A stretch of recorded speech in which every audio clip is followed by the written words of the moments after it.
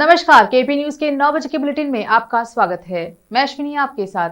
आइए एक नजर डालते हैं आज के मुख्य समाचारों पर। बीदर में बारिश का सिलसिला हुआ कमजोर, लोगों को मिली राहत। वेलफेयर पार्टी ऑफ इंडिया मुआवजे की रकम को बढ़ाने की मांग की। बारिश के नुकसान के लिए आपातकालीन राहत प्रदान करें मंत्री शंकर बी पाटिल, मुनेनकोप्पा ने दिए निर्देश। कर्नाटक में बारिश से जुड़ी घटनाओं में 32 लोगों की मौत, 300 से ज्यादा लोगों को निकाला गया, सीएम बोम्मई ने कहा। शैक्षणिक संस्थानों में यूनिफॉर्म को लेकर दाखिल याचिका पर सुप्रीम कोर्ट ने तत्काल सुनवाई करने से किया इंकार। लुलु मॉल नमाज मामले में हिंदू महासभा की प्रतिक्रिया, कहा दोबारा नमाज पढ़ी गई तो वहां सुंदरकांड भी होगा।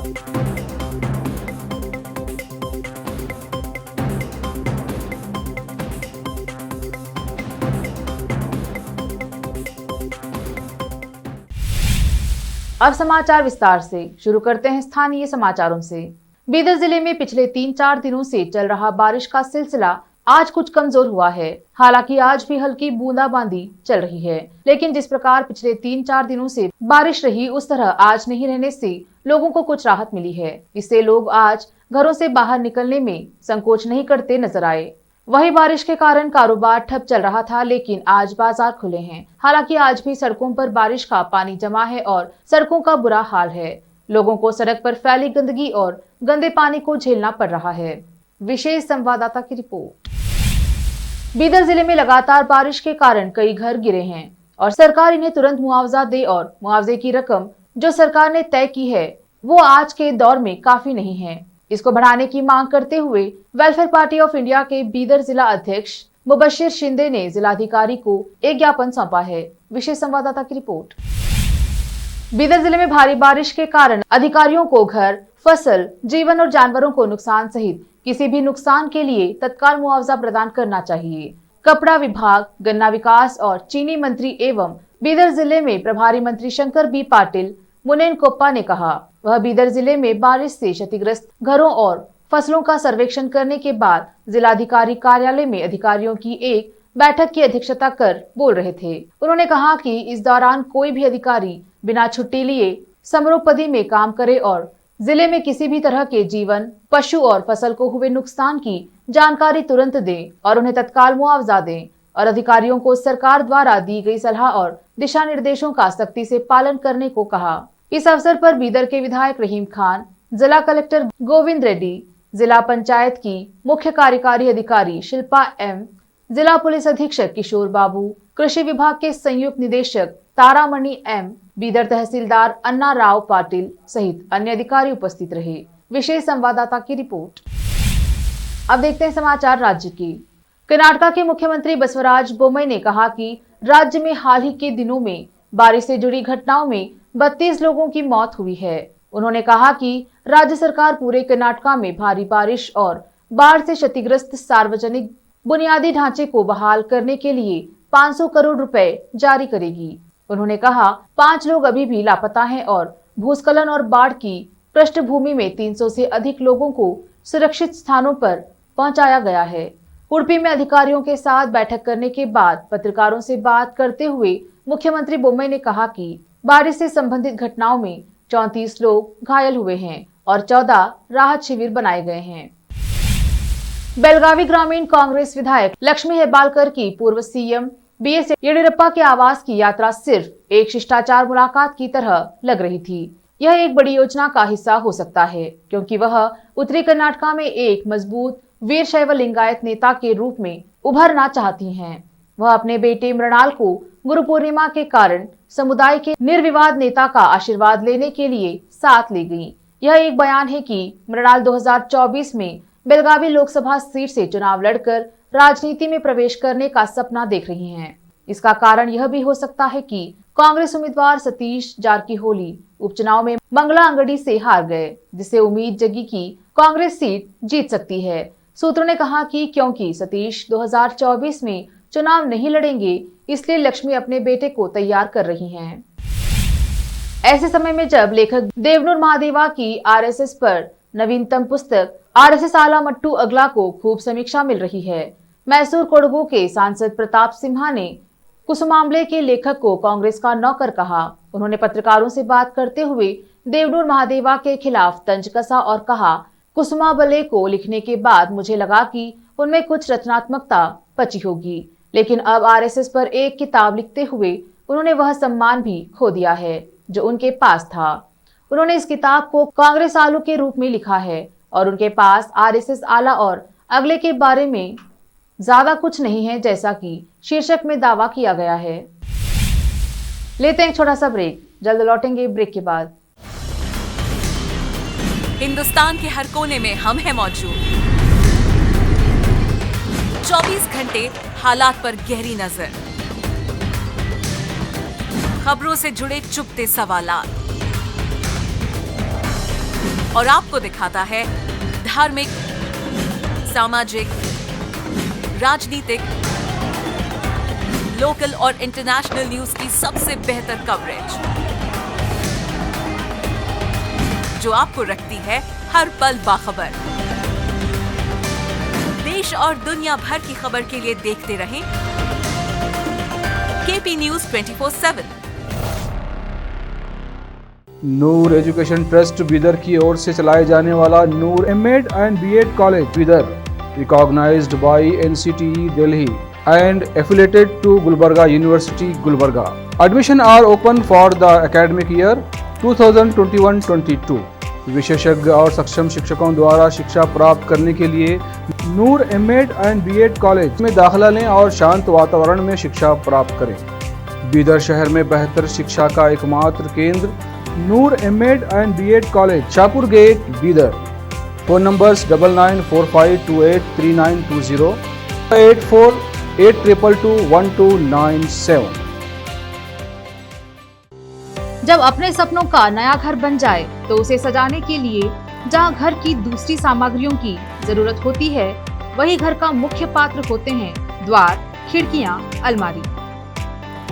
अपने सपनों के महल के लिए सुंदर बने बनाए द्वार के लिए बीदर नगर में एकमात्र दुकान है Surya plywoods and glass centre, जहां पर हर रंग, हर डिजाइन और हर प्रकार के और विभिन्न एजेंसियों के प्लाईवुड्स के दरवाजे, किचन और टॉयलेट्स में उपयोग होने वाली सामग्री और दूसरी चीजें मिलती हैं।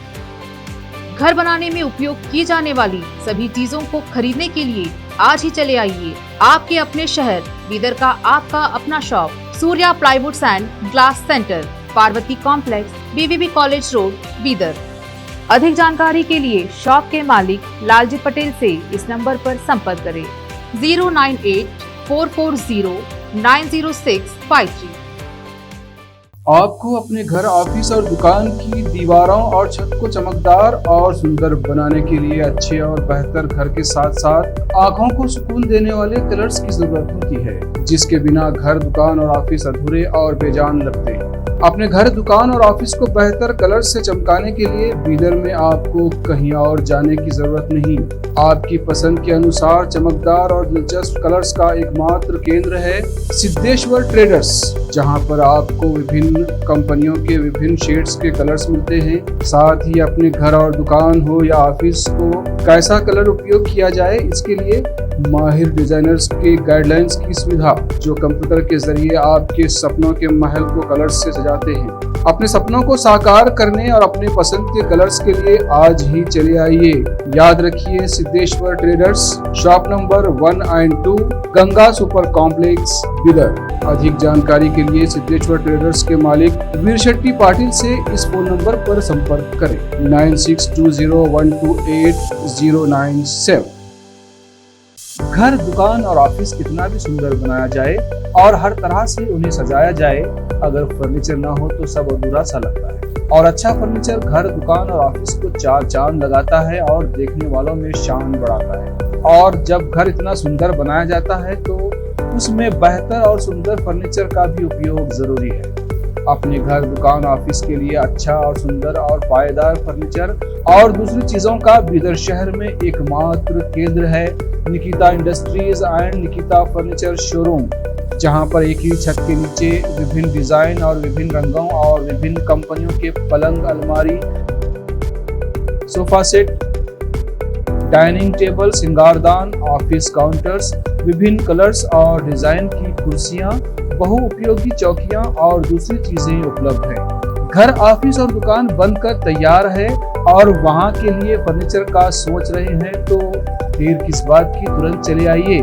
Nikita industries and Nikita furniture showroom, shed number C1, industrial estate, Gandhiganj, Bidar. अधिक जानकारी के लिए शोरूम के मालिक जयराज खंडे से इन नंबर्स पर संपर्क करें। 9448128148, 08482227010। ब्रेक के बाद स्वागत है आपका। देखते हैं आगे के समाचार।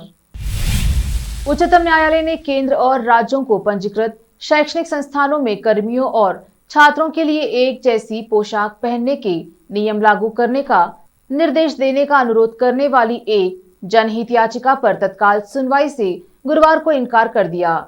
याचिका में कहा गया है कि एक जैसी पोशाक समानता सुनिश्चित करने और भाईचारा तथा राष्ट्रीय एकता को बढ़ावा देने के लिए जरूरी है। चीफ जस्टिस NV रमना की अध्यक्षता वाली पीठ से अधिवक्ता अश्विनी उपाध्याय ने अनुरोध किया है कि उनकी जनहित याचिका को भी सुनवाई के लिए उसी तरह से सूचीबद्ध किया जाए जैसे कि हिजाब विवाद पर कर्नाटक उच्च न्यायालय के फैसले के विरुद्ध दायर अपीलों को सूचीबद्ध किया गया था। पीठ के सदस्यों में न्यायमूर्ति कृष्ण मुरारी और न्यायमूर्ति हिमा कोहली भी शामिल हैं।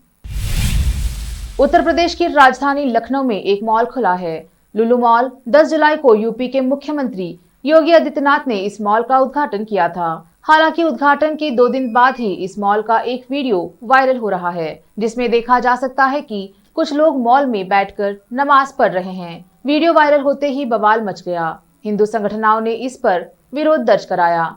अखिल भारतीय हिंदू महासभा ने इस मामले पर अपनी प्रतिक्रिया देते हुए मांग की है कि योगी आदित्यनाथ इस केस में कड़ी कार्रवाई करे। अपने पत्र में हिंदू महासभा ने यह भी लिखा है कि अगर मॉल में दोबारा नमाज पढ़ी गई तो वहां सुंदरकांड भी होगा। इसके साथ ही हिंदुओं से लुलु मॉल को बॉयकॉट करने को भी कहा गया है। सोलापुर के भाजपा जिला अध्यक्ष श्रीकांत देशमुख द्वारा भाजपा की महिला मोर्चा नेता के साथ शहर के एक होटल में अश्लील हरकत का एक वीडियो सोशल मीडिया पर अधिक चर्चा में है। यह वीडियो खुद पीड़ित महिला ने बनाया है जो सोशल मीडिया पर वायरल हो रहा है। इसको देखने के बाद सवाल यह उठता है कि क्या अब राजनीति में यह सब हो रहा है? इससे लोगों में क्या संदेश फैलेगा? न्यूज एडिटर डॉक्टर मसूद ने इस वीडियो पर टिप्पणी करते हुए कहा कि एक समय में नेता आदर्श हुआ करते थे जो समय के साथ साथ अब नहीं रहे। पहले नेताओं ने अपनी भाषा और शब्दों का संतुलन खोया और अब अपना चरित्र खो रहे हैं। भाजपा में क्या नारी को इस प्रकार से सम्मान दिया जा रहा है? विशेष संवाददाता की रिपोर्ट।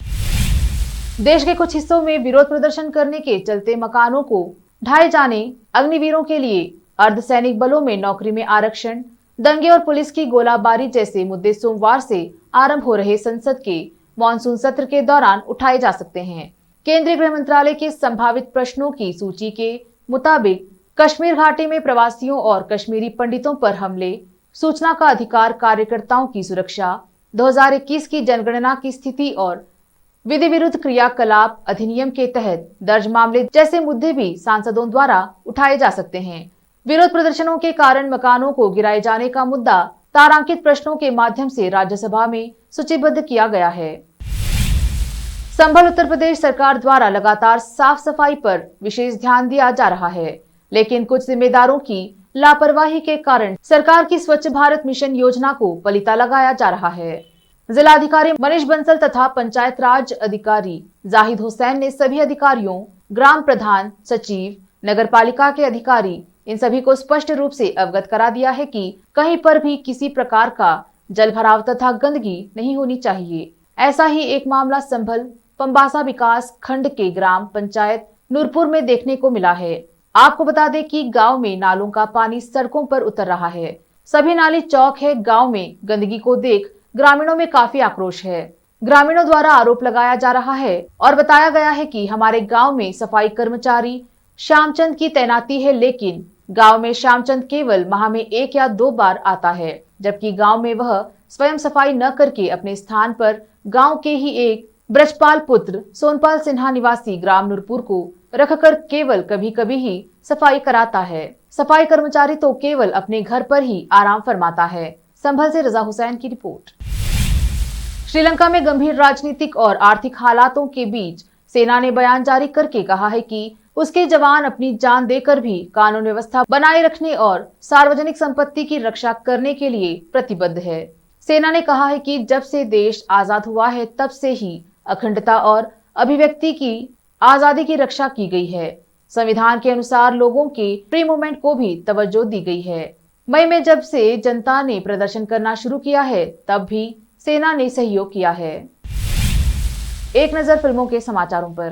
काजोल ने बॉलीवुड को लेकर तोड़ी चुप्पी, बोली अब इंडस्ट्री में 24 इंच कमर पर नहीं टैलेंट पर मिलता है काम। अब समाचार खेल जगत के। हरभजन सिंह क्रिकेट के मैदान पर करेंगे वापसी, लेजेंड्स लीग क्रिकेट में करेंगे शिरकत।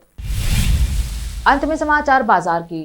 पेट्रोल में 5 रुपए और डीजल में 3 रुपए प्रति लीटर की कटौती, महाराष्ट्र सरकार ने घटाया वैट। फिर से एक नजर मुख्य समाचारों पर। बीदर में बारिश का सिलसिला हुआ कमजोर, लोगों को मिली राहत। वेलफेयर पार्टी ऑफ इंडिया मुआवजे की रकम को बढ़ाने की मांग की। बारिश के नुकसान के लिए आपातकालीन राहत प्रदान करें मंत्री शंकर बी पाटिल, मुननकप्पा ने दिए निर्देश। कर्नाटक में बारिश से जुड़ी घटनाओं में 32 लोगों की मौत, 300 से ज्यादा लोगों को निकाला गया, सीएम बोम्मे ने कहा।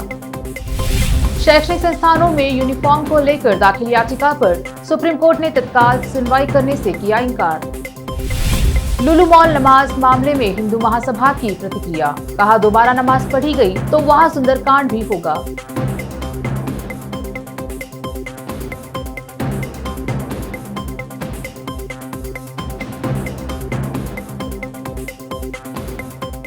केपी न्यूज के 9 बजे के बुलेटिन में अब तक के लिए इतना ही। देश और दुनिया के समाचारों के लिए जुड़े रहिए केपी न्यूज 24/7। धन्यवाद।